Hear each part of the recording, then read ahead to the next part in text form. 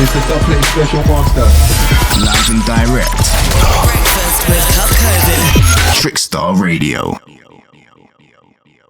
What's happening, people? We're back inside the building once again. Welcome back to Breakfast with KXVU here on the Big Bad Trickstar Radio, streaming live across the south coast of the UK and worldwide via trickstarradio.com and, of course, the Trickstar Radio app. Out to the locked-in crew each and every time we are jumping into the interview hour next as we get into a conversation with a certified legend of the scene, someone I've been looking forward to getting into conversation. It's someone who's been featured on the playlist numerous times. Sounds of BADDA General join us this morning. How are you doing, sir? Up and alive and giving thanks, you know? That's what we love to hear, man. That's what we love to hear. It's great to get you on the line. It's great to have you on the show. Obviously, there's a bit of a time difference going on, so just let people know what the time is over there. Well, it's like 4 a.m. in the morning, but I don't know where the work is concerned. Right time. That's what we love to hear, man. It's great to get you on, and thanks for taking the time out of what would normally be the night, but it's good to get you on. It's good to get you on the show and have this conversation. So, with these interviews, what we love to do more than anything else is kind of dive into the background and history of the artists that we do have the pleasure of bringing on. So, for yourself, do you want to kind of talk us through a little bit of background on yourself, like your sort of early history and your sort of movement into, I suppose, system culture from a young age? Yeah, man. Basically, I would say it started 1990. That's when I would say, quote unquote, I entered the pros of music. You know what I mean? Before then, it was just a fun thing. But when I started actually getting paid was when I started DJing for a really legendary Mobile sound called Pieces Sound. As a selector, as a little kid selector, because I was like 13 years old. You wow. know what I mean? Yeah, and by the age of 14, I was super popular in the western side of the island of Jamaica. Because I was one of like the top selectors, doing the thing as a little kid, going to high school, and you know what I mean? It was a beautiful time. And after that, just the whole legendary clashes that I've been in as a selector, going against the likes of the great Squidgy, God rest him soul, and everybody else from Mighty Crowd to Stone Love to Firelinks to every sound matter, everybody, King of D's, Straight War and Kill. You know what I mean? Amazing, Win man. some, lose some, but that's just how the battlefield goes. You know what I mean? Amazing, man. Well, I mean, it's such an interesting kind of thing. Obviously, listening to that intense kind of rich history of sort of clashes in the backpack. Are there any that really kind of stand out to you from over the years? Yeah, I mean, my most legendary and I, like one of the first night when I joined Pieces Sound as a little kid. Cause now looking back, I swore I was grown up and I was big, but now as a man looking back, I was like a child. You know what I mean?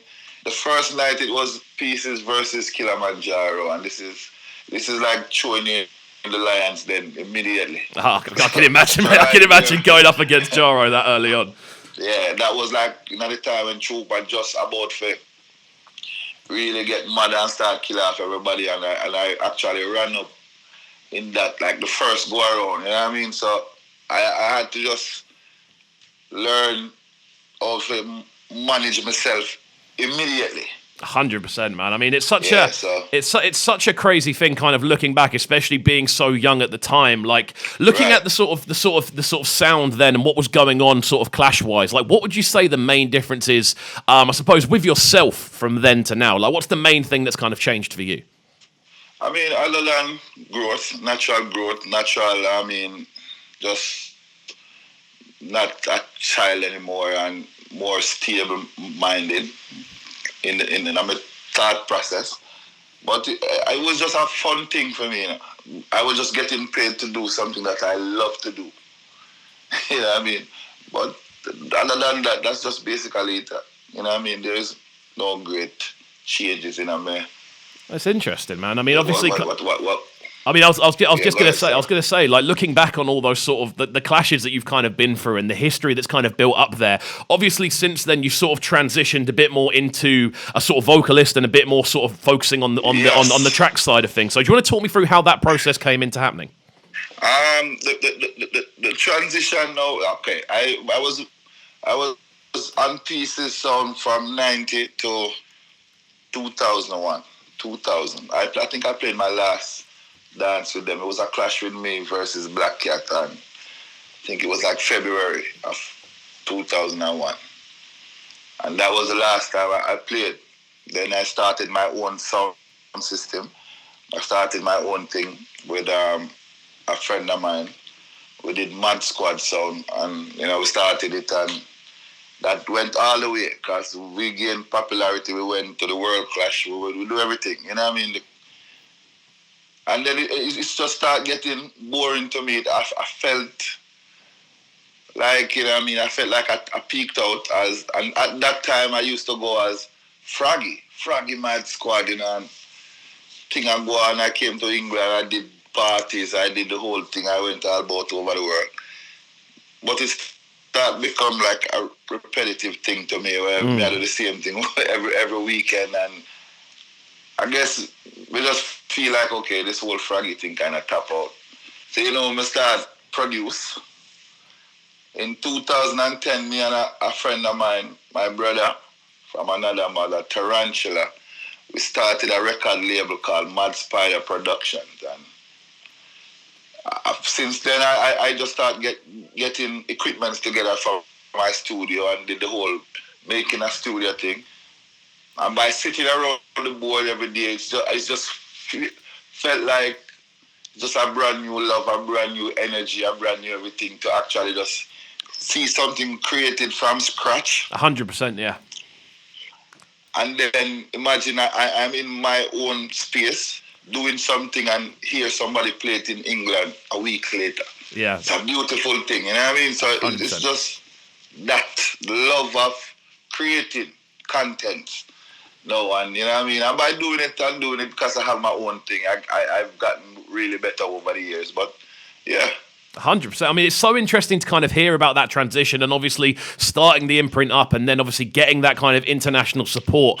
Obviously, with all the success of that, would you ever see yourself jumping back into that sort of Clash situation, or would you say that chapter of your sort of life is now closed off?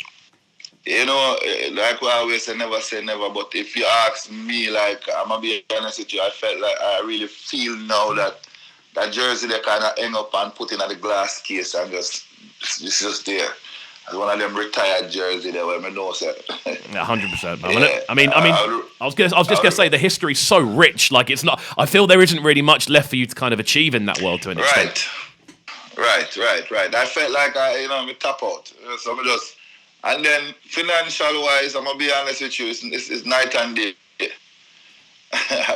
It's actually night and day. The potential for finances and just the whole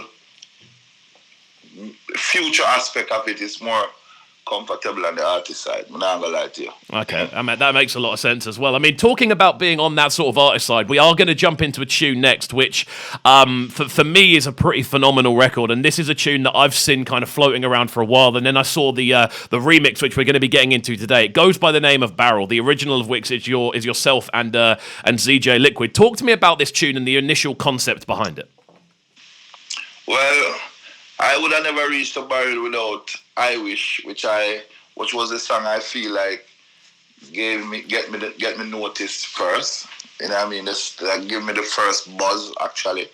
And I felt like, wow, who is this guy that came out singing about my wish when you drive out, your car broke down and all that bitter stuff towards the female, and never even realized that the females them even worse than the males. So anyway, that's for another day, another story. But after that, me and ZJ Liquid, we grew together. We grew together in Mobile. So, it's a thing where we always have conversations in the mornings about just things. You know what I mean? And this one day, I say, we need to do something together. I say, yeah, man, we're going to put something together. That's not me wrap my brain around which idea I want to go with. And by me and him talk one day, and we have to talk about stuff and COVID and money and what's going on in the world. I'm like, what would be nice if I send a barrel to you? Yeah, mate, entirely. I would just do it in the musical form. And he was like, well, I don't understand. What do you mean? And I was like me just, yo, ZG, and the barrel me a pack. And he said, you know, it have a vibe to it. Definitely, man. Let's see where it goes, and then, you know what I mean, we just start brainstorm and bounce things off each other. I'm going to say, all right, we're going to put stuff that you want in the barrel and take stuff that you don't want out of it. Well, that was a whole. I mean, it's an absolute corker of a tune, and we're going to get into the remix next, and we're going to talk a little bit about how that remix came together. Obviously, because it's a tune that we've supported here on the station, and it's also a tune that there's been a lot of buzz about worldwide, with so many different people from different backgrounds kind of getting involved with it, which I'm really looking forward to getting into. Right. Before we do get into that, though, we're going to ask one thing: what is the best social media network for people to get hold of you on, and what's the address? Well, Instagram. I am mainly living on Instagram, and I'm finding myself on TikTok a lot recently. But it's BADDA General right across. Facebook is BADDA General. Twitter is BADDA General. Instagram is BADDA General. TikTok is BADDA General. Fantastic. But I'm mostly on Instagram, though. Okay, perfect. Well, we're going to get into this tune now, and hopefully people can get a hold of you. We're going to be back in about 5 minutes or so for some more conversation, so don't go anywhere, my friends. Oh, yes. This is Breakfast with KXVU, bringing you them morning flavors on Trickstar Radio. Trickstar Radio.